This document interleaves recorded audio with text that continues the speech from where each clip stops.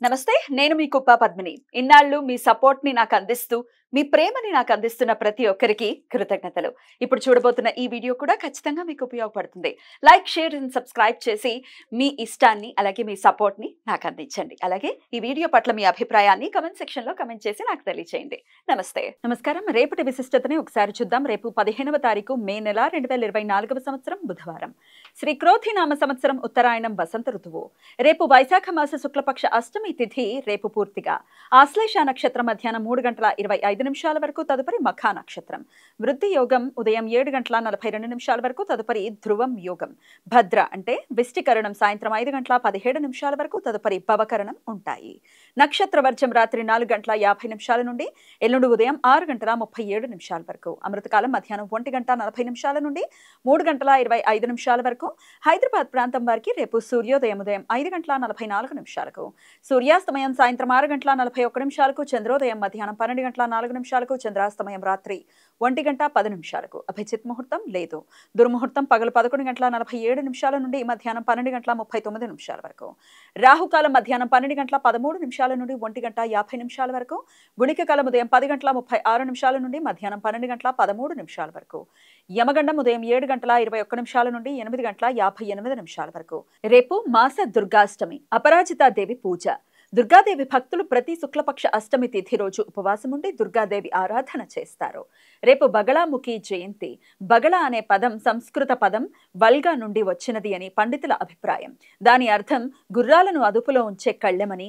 కళ్ళెంను నోటితో పట్టుకున్న రూపం బగళాముఖి అని, శత్రువులను అదుపులో ఉంచి వారిని నిర్వీర్యం చేసే శక్తి అని నమ్మకం. అందుచేత ఈ శక్తిని స్తంభనాదేవి అని కూడా పిలుస్తారు.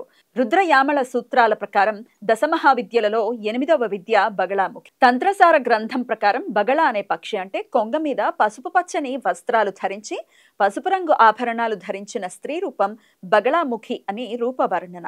రేపు భక్తులు పసుపు పచ్చని వస్త్రాలు ధరించి దుర్గాదేవిని బగళాముఖి రూపంగా భావించి పసుపు రంగు పూలతో పూజించటం వలన శత్రువులు అదుపులో ఉంటారని, వారి దుష్ట పన్నాగాలు నిర్వీర్యం అవుతాయని, ఆర్థిక, న్యాయ, చట్టపరమైన సమస్యలు తొలగిపోతాయని భక్తుల నమ్మకం.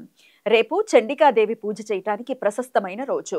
రేపు దుర్గా సప్తశతి పారాయణం చేయటం కానీ, చండీ హోమంలో పాల్గొనటం కానీ చేసినట్లయితే చేసే ప్రతి ప్రయత్నంలోనూ అనుకూలతలు, వ్యాపార అనుకూలతలు ఉంటాయని, గ్రహ దోషాల నుండి, దుష్టశక్తులు, క్షుద్ర ప్రయోగాల నుండి, మానసిక రోగాల నుండి ఉపశమనం, విముక్తి లభిస్తుంది అని భక్తుల నమ్మకం. బుధవారం అష్టమి తిథి కలయిక ఉండటం చేత రేపు బుధాష్టమి వ్రతం.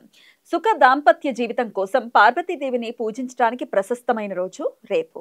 అంతేకాకుండా తమ జాతక చక్రంలో బుధగ్రహ దోషాలు ఉన్నవారు బుధగ్రహ దోష నివారణ పూజలు చేయించడానికి అత్యంత అనుకూలం. వ్యతిపాత పర్వకాలం, వ్యతిపాత మహాపాతకాలం ఇవాళ రాత్రి 4:37 నుండి రేపు ఉదయం 9:02 వరకు ఉంటుంది.